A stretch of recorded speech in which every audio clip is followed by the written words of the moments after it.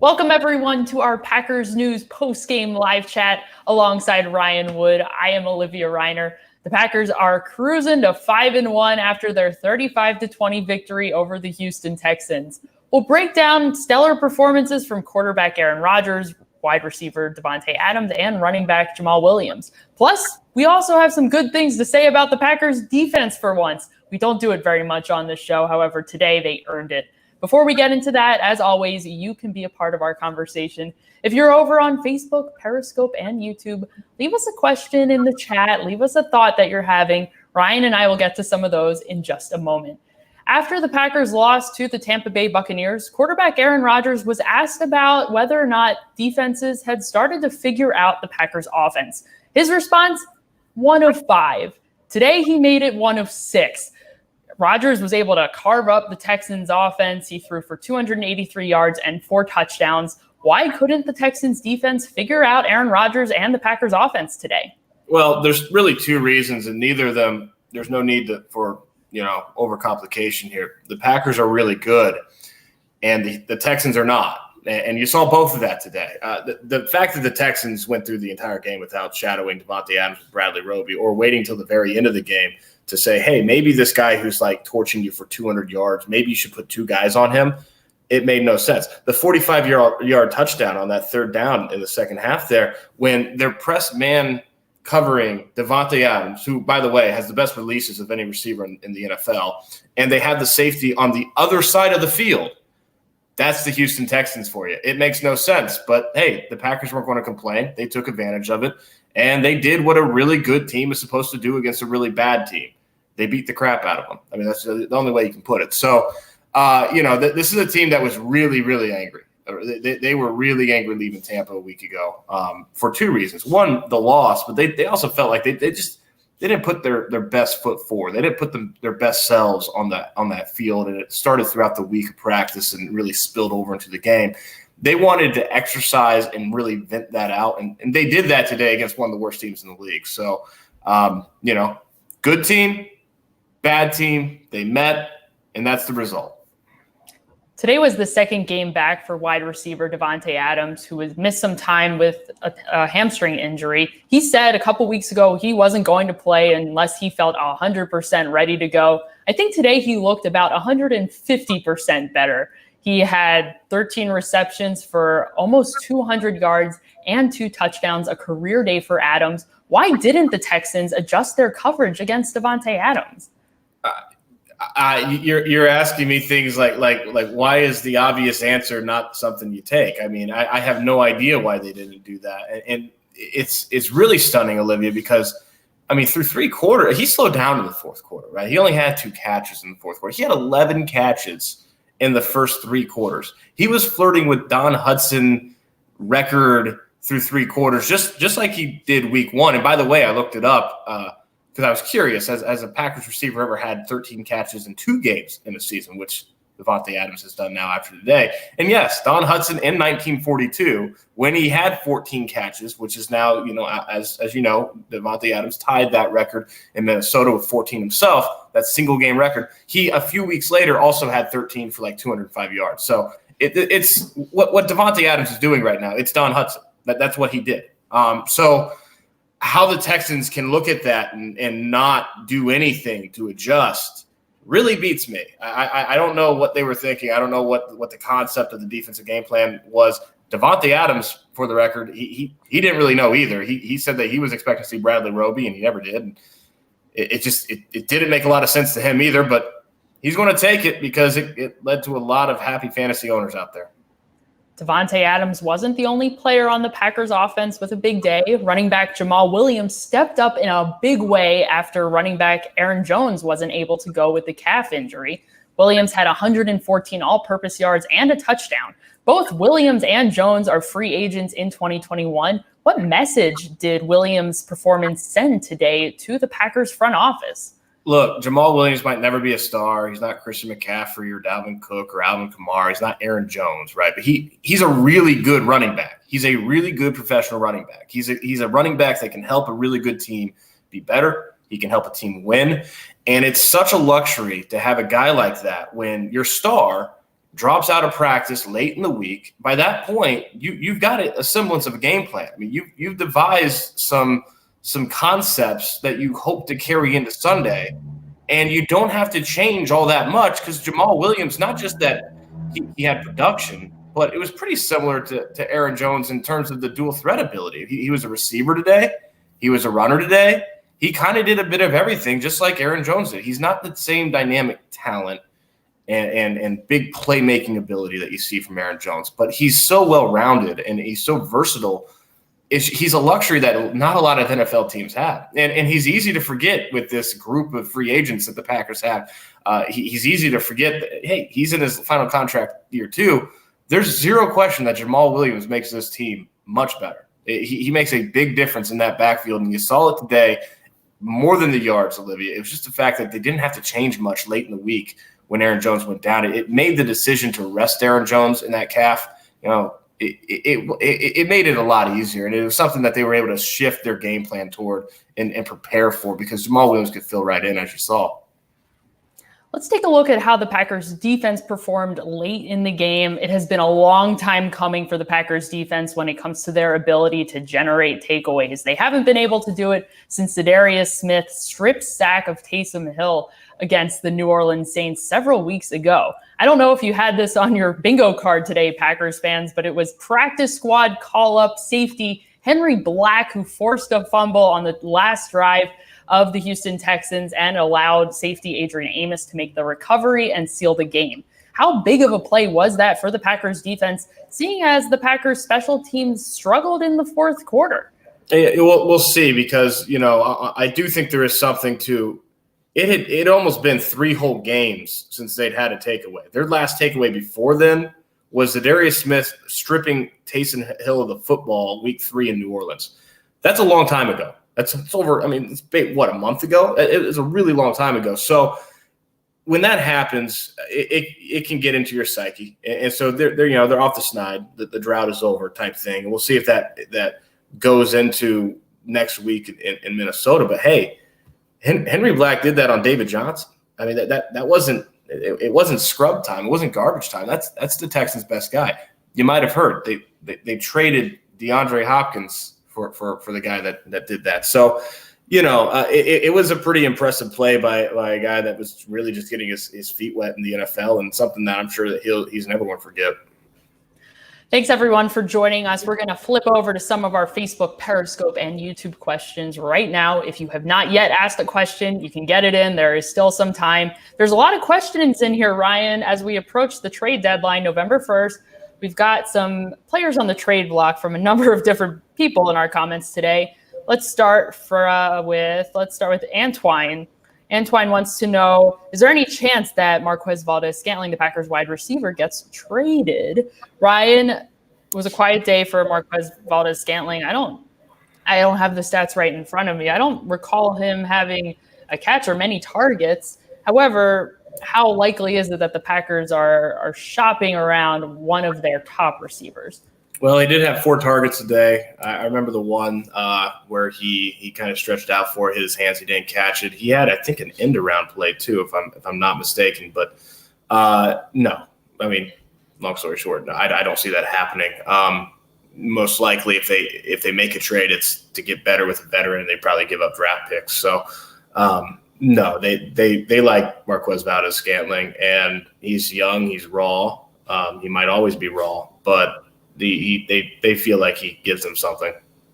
4 targets, no receptions. They did use him in motion a little bit. Perhaps that might be what you're remembering there, Ryan. However, nope, not a whole lot there for Marquez Valdes-Scantling. However, still a valuable part of this Packers offense. Linda wants to know, when will wide receiver Allen Lazard be eligible to come back? How is he doing? Lazard has been present at the last few practices, not practicing. However, he has been present working with the rehab group, which is a good sign that Lazard is coming along as he's recovering from core muscle surgery. When should Packers fans expect to see Allen Lazard back on the field? That's a good question. The fact that he's back in the rehab group is obviously a sign in the right direction. He's still probably a couple weeks away, I would think, but it's positive that he's at least back on the field, and then we'll just everyone progresses differently to these things.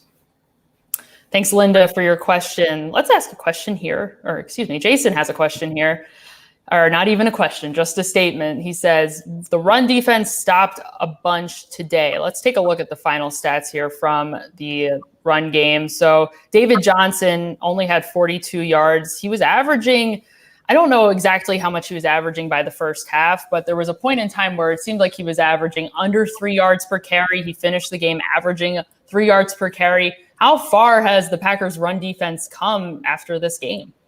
It was good today, 79 yards, 22 carries, 3.6 per carry. You'll take those numbers every time. You'll take them, especially if it's not against the Houston Texans. So, everything that they did today has to be graded on some kind of a curve. They were playing one of the worst teams in the league. But what do good teams do against bad teams? They beat them up. That's what you do. You don't mess around. You don't. And this was a Houston Texans team that what was it, overtime last week against Tennessee, or it was a close game last week against Tennessee. So, you still have to go out and do it, and they did. But it is the Houston Texans. Thanks, Jason, for your comment. Jared says the Packers played well. However, Jason believes that the Packers still need another receiver opposite Davante Adams. Marquez Valdes-Scantling is not getting it done. How likely is it that the Packers trade for a wide receiver before the trade deadline? Doesn't feel real likely, They've needed another receiver since last season. So it's been a long time of no change. I don't know that at this point I expect much to change there. It's been like this for a while. And, they've said in the offseason that they feel good about their position, that they feel like they've got a lot of young talent that can emerge. And it's only been 6 games. So I think that if that's how you feel in the offseason, most likely you're going to see that same philosophy continue after just 6 games. Thank you, Jared, for your question. Let's take a question here from Corey. Not even a question. Again, a statement, an exclamation from Corey. Corey says, inside linebacker Kamal Martin looks like he can play. Martin was on IR for the beginning of the season, most of the season, with the knee injury, and he came off of it this weekend. Today was his debut performance in the NFL. How did he fare out there? He looked pretty good. He was on the field for the first play. He had the one tackle he made in the backfield near the goal line. The Packers have a little something there with him and Chris Barnes. And then when I see a couple questions about Christian Kirksey updates. Now, I don't have any Christian Kirksey updates, but at some point he'll get back. So that triumvirate, and you put Ty Summers there, and he's more of a special team stud, but he can fill out some depth at inside linebacker. I had really low expectations for that position coming into the season, and they've exceeded them. Not saying that much because they were really low expectations, but the future there is certainly interesting. I don't know if it's bright, but it's certainly interesting with what you've got in the 2 rookies especially. Thank you so much, Corey, for your non-question. We'll take a statement here from Tommy. Tommy seems to believe that Texans defensive end, J.J. Watt is coming home to Green Bay. We talked about this, Pete and I, one of our fellow Packers news reporters, on our show on Friday, and I asked him, because he wrote about it this week over on PackersNews.com, how likely is it that Texans defensive end J.J. Watt comes home, or probably, I guess, comes home from Green Bay to Green Bay, or at least to the state of Wisconsin in general. Ryan, I'll pose that same question to you. How interested would the Packers be in defensive end J.J. Watt? I thought Pete did a really good job of outlining how it's really a complex decision. It's not fantasy football. There's a lot of factors that you have to consider. On the surface, J.J. Watt's J.J. Watt, right? I mean, how would he not make the Packers better? Even with the attrition, the injuries, the fact that he hasn't played a full season in a while now, he's a future Hall of Fame defensive lineman. And if you look at this Packers roster, where do they need help? Well, receiver, we mentioned one. But they need a partner on that interior defensive line to Kenny Clark. That's what they really desperately need. And J.J. Watt fills that really well. With that said, he's getting paid $17.5 million next year. He does have the injuries. He's not the same explosive player that he was earlier in his career. He's 31 now. That's a lot of money. That's a lot of money for a guy who's on the wrong side of 30. So In the short term, it makes sense. In the long term, there's some issues, especially when you look at the cash he's expected to get next year, and you count how many free agents the Packers have coming off the books that they've got to extend this spring. At some point, the logjam gets pretty intense. So it's a tough decision. It really is. Bottom line, it depends on how you view it. If you're strictly looking to get better this year, if you're going all in this year, you want to go after the Super Bowl this year and get better, by all means necessary. Yeah, J.J. Watt makes a lot of sense because he's going to make you better. It's not as simple as in the long term as saying, well, you go and trade J.J. Watt. There's a lot of factors there. A lot of factors, a lot of money. Thank you, Tommy, for your question or comment once again. A question here from Josh. Again, we'll play a little hypothetical GM here. Josh wants to know if outside linebacker could be a cap. Preston Smith could be a cap casualty in the offseason. This has to be approached in two ways, not only from the standpoint, can the Packers afford to be down an outside linebacker, premier outside linebacker in Preston Smith? B, does it make sense from a financial standpoint? Smith doesn't become a free agent, an unrestricted free agent until 2023. If the Packers were to cut him next season, there would be an $8 million dead cap charge still. Ryan, how much sense would it make for the Packers to part ways with Preston Smith? Sorry to cut you off there. None. I'm not sure Josh watched the game today. Preston Smith was quite possibly the best player they had on defense, certainly in the defensive front. The early third down where he trucked the right tackle on 3rd and 1 into the backfield for a 2-yard loss. The 4th down play, which is the play of the game, where he snuffed out the option against Deshaun Watson and gave him a short field, really ended any momentum the Texans had. Like he didn't have a sack today. He only has a half sack this season. This was the best game that Preston Smith has played all year, and he was quite possibly their best player today. He was all over the field. A tremendous day for him. So on top of that, he's going to be still in his 20s next year. A lot of good football ahead. It makes zero sense. Thank you, Josh, for your question. Still appreciate that. Let's take a question here from Greg. Greg, here you are. Greg wants to know, what's the deal with running back A.J. Dillon's lack of playing time? Dillon had, 11 yards on 5 carries today. It was the star of the show was running back Jamaal Williams. However, why couldn't A.J. Dillon break in for a few more carries? Yeah, he had 5 carries for 11 yards. He was averaging half of what Jamaal Williams was averaging. The deal with A.J. Dillon's lack of playing time is Jamaal Williams. That's the deal with it. Jamaal Williams is a really good back, and A.J. Dillon's got a bright future. I every time I've seen him, I've been impressed. But I think it's more about what Jamaal Williams is than what A.J. Dillon isn't. As long as Jamaal Williams and, frankly, Aaron Jones, when he gets back, could be next week because that calf strain is pretty mild. Whenever they get back, there's not a lot of touches to go around with those two. So I think that this is probably what you're going to see for most of the season. Thanks, Greg, for your question. Billy points out that the Packers wouldn't trade for a bag of chips. General manager Brian Gutekunst doesn't exactly have a history of making lots of trades leading up to the trade deadline. How likely is it that he makes any trade at all leading up to November 3rd? More than the guy who actually wouldn't trade for a bag of chips. I mean, it's not like they have Ted Thompson as general manager anymore. I think certainly it's within the realm of possibility. You saw – what was it, 2 years ago when they traded Ty Montgomery away? They've traded Clinton Dix away in season. They've made in season moves. So no, will it be on par with signing Antonio Brown or trading for Le'Veon Bell? Maybe not. But this is a GM that is active. He's often aggressive even. And I don't think if there's the right deal out there, I don't get the sense that this is a team that is going to hesitate to make that deal. The same sense that you would have gotten before the Brian Gutekunst regime. And Ted Thompson, you could easily dismiss, well, he's not going to make a trade. That's what Ted Thompson does. Not the same with his successor.